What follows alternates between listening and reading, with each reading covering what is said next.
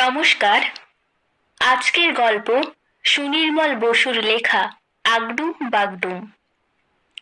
আজগুবিপুরে ছিল নামজাদা চোর, নাম ছিল তার আগডুম।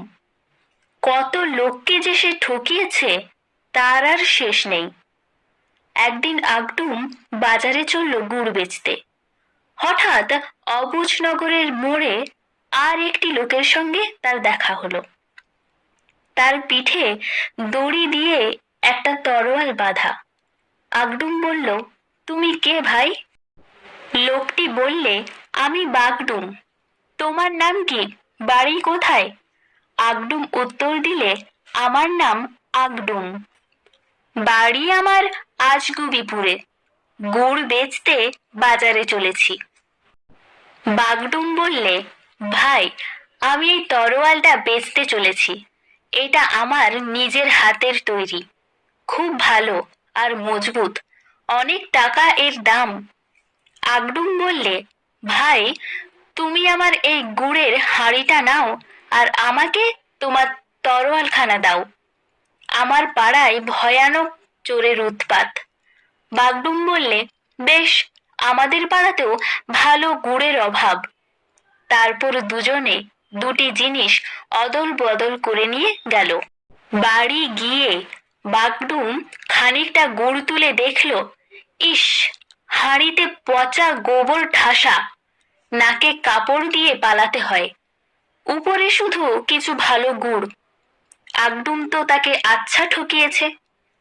এদিকে আগডুম বাড়ি ফিরে এসে ভারী খুশি হয়ে যেই তরোয়াল খুলল, অমনি দেখে ভিতরে তরোয়াল টরোয়াল কিচ্ছু নেই, একটা সরু লিকলিকে কাঠি।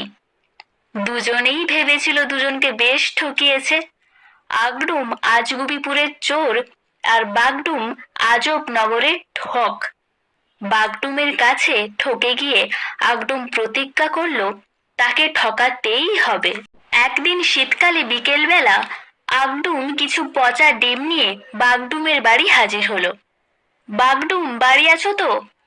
আগডুমের গলা চিনতে পেরে বাগডুম বললে, আরে এসো এসো ভাই আগডুম, সেই তোমার টাটকা গুড় দিয়ে এমন চমৎকার পিঠে করে খেয়েছিলাম যে কি বলবো ভাই।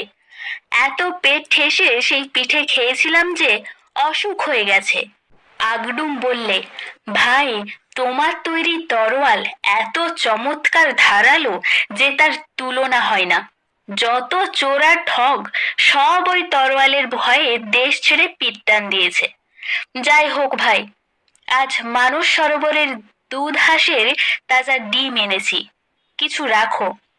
এমন ডিম ত্রিভুবনে মেলা ভার। বাগডুম বলল, বেশ ভাই, আমি ডিম ভালোবাসি, তুমি সব ডিমই দিয়ে যাও ভাই। অসুখে ভুগছি, বিছানা ছেড়ে উঠতে পারছি না। ওই কোনায় থলেটায় টাকা আছে, তোমার ডিমের যা দাম তা নিয়ে যাও। এই বলেই বাগডুম কাঁথা গায়ে দিয়ে হি হি করে কাঁপতে লাগলো। এইদিকে কোণে থলি টলি কিছুই ছিল না, ছিল এক খুব বড় ভীমরুলের চাক। অন্ধকারে টাকার থলি ভেবে যেই আগডুম হাত দিয়েছে আর যাই কোথায়। বড় বড় ভীমরুলের চারিদিক থেকে এসে তাকে এমন কামড় দিতে লাগলো যে আগডুম প্রাণের দায়ে একেবারে পগার পার। গল্পটি যদি আপনাদের ভালো লেগে থাকে, যদি এরকম আরো মজাদার ও অন্যরকম গল্প শুনতে চান, তাহলে চ্যানেলটিতে একটি লাইক করে সাবস্ক্রাইব করতে ভুলবেন না। ধন্যবাদ।